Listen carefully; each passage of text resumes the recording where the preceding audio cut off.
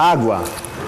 Por que um planeta onde a maior parte é composta de água, estamos vivendo essa escassez? Às vezes alguns falam que a água do mundo está acabando. O Ciência Convida hoje vai falar sobre o tema água, que aqui no interior, em Caratinga, é uma coisa escassa. Estamos aqui com o professor Ricardo, que é professor da Docto, sobre abastecimento de água. Ricardo, a água do mundo acabando, isso é possível? Falar disso é uma coisa complicada, né? Porque a molécula de água ela não vai acabar, né? O que vai acabar, na verdade, é a nossa capacidade de gerenciar esse recurso, né? A capacidade de gerenciar o recurso é que está acabando, né? Temos que tomar, então, atitudes para conseguir gerenciar melhor esse recurso. Quando você falou na questão que a molécula de água não vai acabar, isso tem a ver com o ciclo da água, então ela tem um ciclo. Sim, né? A água, como tudo que existe na natureza, né, que tende a um equilíbrio, a água tem um ciclo, né? Então a água ela existe aqui na forma líquida e essa água em condições normais, né, ela vai evaporar. Então essa evaporação ela vai chegar até uma altura e lá com outra pressão, com outras temperaturas diferentes daqui, ela vai condensar, voltar para a forma líquida. Voltando para a forma líquida, ela vai então precipitar e chegando então de novo a esse nosso ambiente aqui.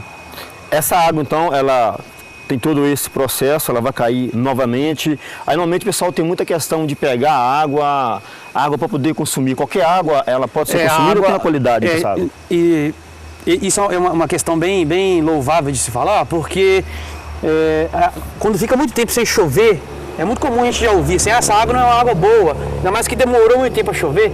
Então uma concentração de enxofre na atmosfera vai aumentando devido às queimas, ainda mais nessa fase que a gente está agora, que é uma fase de queimada, né? Que passou agosto, setembro, onde tivemos muitas queimadas, e a concentração de dióxido de carbono, de enxofre, aumenta muito na atmosfera, né? Esses gases, né, estão lá dissolvidos, né, no ar atmosférico. Quando chove, a água entra em contato com o enxofre e aí então aumenta a acidez da chuva e dá chuva ácida. Então, pegar essa água e simplesmente usar a água da chuva sem um tratamento adequado é também uma atitude de risco, né? É uma prática que não é recomendável se fazer. Então, essa água que cai, você falou que ela não é recomendável, mas quando ela vai para o solo, por exemplo, quando o pessoal utiliza cisterna, essa água ela pode ser bebida? A água de cisterna, ela vai atingir o índice freático, né? É onde tem a maior concentração de água no solo. Quando chove, então, a gente pode observar aqui que nós temos o formato de uma bacia, então a gente chama essa formação de bacia hidrográfica. Como a gente está aqui no córrego do Laje, então nós estamos aqui analisando a bacia hidrográfica do córrego do Laje. Quando chove, a água então vai penetrar no solo, né, mesmo que esteja ácida e tal, ela vai penetrar no solo por essas bacias, né, por essa região que vai direcionando a água para a parte mais baixa, no vale no caso. E quando essa água ela atinge o solo, ela vai permear o solo através das raízes das plantas, né, por alguns orifícios que o solo tem, e vai chegar até o manancial. Quando acontece isso, algumas plantas precisam de nitrogênio. Algumas plantas extraem alguns componentes que estavam na água, né, que dava características de ácida. Quando essas plantas então sugam esses nutrientes, ela consegue então, como se fosse um tratamento natural da água. As plantas conseguem fazer isso. Por isso a necessidade de manter as bacias sempre preenchidas com água. Preenchidas com árvores, né? Correto. Porque quando a água da chuva penetrar no solo, as plantas vão conseguir absorver alguns nutrientes que estão na água, vai absorver também a água, então elas vão armazenar a água, né? Quando acontecer a estiagem, as plantas começam a liberar lentamente esse volume de água. Por isso que desmatar não é interessante, né? Porque quando chover sem plantas, a água vai carrear totalmente para o solo, vai chegar na parte mais baixa e vai ganhar muita velocidade, ou seja, vai dar um alagamento e enchente. Ok, é isso aí, Ciência Convida, matando a sua sede de conhecimento, falando sobre água.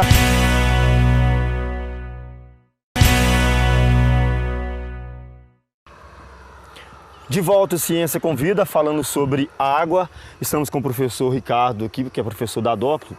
com a disciplina de abastecimento de água. E no bloco anterior falamos da questão de lençol freático. Quanto à questão de pegar essa água desses lençóis? Evidenciando a falta de água na região, né, região de Caratinga e diversas regiões do país, né, região sudeste principalmente, se fala muito em algumas práticas que possam suprir um outro tipo de captação, né, diferentemente do que acontece na nossa região. Nossa região é muito comum captar água superficial. Nós sempre optamos por isso, porque a nossa região é muito abundante em água superficial, né, água de lagos, córregos e rios. Mas tem uma prática que é muito difundida em outros locais do Brasil, em outras regiões, e que também atende a população, que é a prática de fazer poços profundos, para que esses poços consigam então chegar ao índice freático, e aí por uso de bombas ou mesmo poços insurgentes, que é aquele onde a água sai sem uso de bomba. E aí então, na maioria das vezes se chamam, né, popularmente esses poços de poços artesianos, né, mas tem uma nomenclatura correta para classificar os poços, né. Na nossa região a ocorrência é maior de poços profundos, não os artesianos propriamente ditos.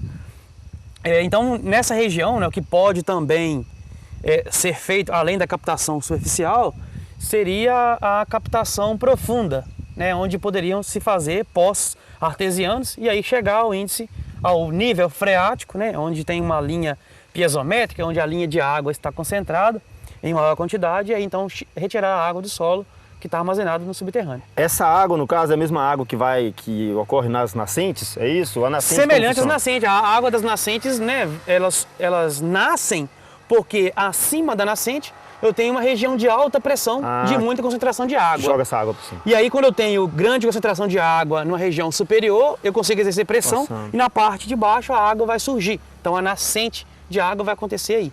Aí entra no caso, você falou quanto à questão das árvores antes, só para frisar quanto à questão de árvore. Nós estamos aqui, tem eucaliptos plantado, e aqui é onde faz a captação de água para Caratinga. Tem muita assim, controvérsia quanto à questão do eucalipto. O rapaz pode até mostrar para a gente.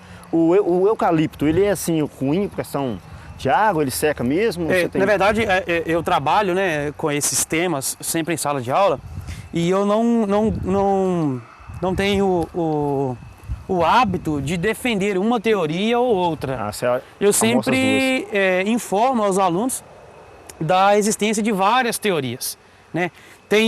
Tem-se teorias, né, pesquisas fundamentadas em plantação de eucalipto que diz que ele é um vilão, né, da conservação das águas no solo da região. Então alguns estudos mostram que o eucalipto ele é prejudicial a uma nascente, né? Não é recomendável plantar-se eucalipto próximo a uma nascente. E outros estudos dizem, nas áreas ambientais, que o eucalipto ele não traz prejuízo nenhum para o manancial, né? E mostram também com resultados científicos. O que eu costumo fazer é mostrar, analisar, né, todas as fases do processo de plantação de eucalipto, da colheita do eucalipto, né? Geralmente, quando se faz o corte, a planta é cortada por volta dos 7 anos de vida. Então, na natureza, nós sabemos que plantar árvore é essencial. E o eucalipto não deixa de ser uma árvore. O que eu digo nas aulas é que a minha opinião, na verdade, né, é que o problema não é o eucalipto, a planta eucalipto, é o cultivo. É como nós, seres humanos, estamos cultivando essa planta. Por quê? Quando essa planta ela vai reter muita água. Tem estudos, tem diversos fatos aí que comprovam que ela retém muita água, sim. Tem até um vídeo que vai ficar ao lado aqui para poder ser acessado, vai estar mostrando também. Tá. Legal. Então esse vídeo vai ajudar a contribuir para mostrar a quantidade de água que está armazenada na planta. Mas então o que acontece? Todas as plantas absorvem a água do solo. Só que algumas plantas conseguem entregar essa água para o solo mais rapidamente no período de estiagem. Correto. O eucalipto é uma planta que retém mais água por um período maior. Quando ele chega à fase adulta, que é depois dos 7 anos, 10 anos, é que ele vai começar a liberar, voltar, né, a entregar a água para o solo. E na maioria das vezes o que se faz é cortar a planta antes de chegar nessa fase, que é próximo dos 7 anos. Que ela iria liberar. Que é onde vai dar lucro, né, para a pessoa que plantou, onde entregaria essa água, né. Então ela vai liberar essa água rapidamente, não vai drenar no solo, compromete o manancial por isso. Porque ela absorve muita água e quando ela deveria drenar, voltar a água para o solo, que ela drenou, ela não volta, que a gente está cortando a planta. É isso aí, Ciência Convida.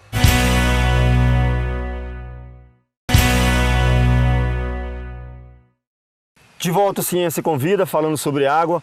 Professor Ricardo, quanto à questão de vazão. O pessoal fala muito que a vazão agora aqui em Caratinga dá tantos litros por hora. Como que funciona essa análise? Aqui, né, nessa estação, foi colocado ali um medidor de altura. Então tem algumas regras matemáticas, né, que usam alguns princípios geométricos, que com o valor da altura de água e da largura com que passa, por onde passa a água, a gente consegue efetuar alguns cálculos e calcular qual que é a vazão. Mas a vazão é o volume de água que passa por um intervalo de tempo onde eu estou fazendo a análise. E aí muitas vezes essa análise pode ser por hora, por dia, por segundo. Então é um volume em litros, né, por hora, por dia ou por segundo. Você falou da questão de vazão. Para aumentar essa vazão aqui, uma das alternativas seria as árvores, igual você já falou. Sim. Mas como você trabalha lá na faculdade, sempre surgem algumas ideias de alunos, você até está com a camisa do projeto Escritório Escola Engenheiros do Povo. Existe alguma ideia assim de algum aluno que está propondo em TCC? Alguma coisa exatamente. Assim? Tem diversos alunos, né, que devido a essa situação com crise hídrica que se fala tanto, alguns alunos começam a estudar um pouco mais essas áreas, né? Os alunos da engenharia civil, eles começaram uma dupla lá, especificamente, começou a estudar essa região. Então eles estão fazendo um estudo sobre a construção de um reservatório de regularização. Correto. A famosa barragem, né? Porque nós temos aqui uma barragem próxima à captação, para destinar a água para a captação na adutora. Mas esses alunos, então, é uma dupla, né?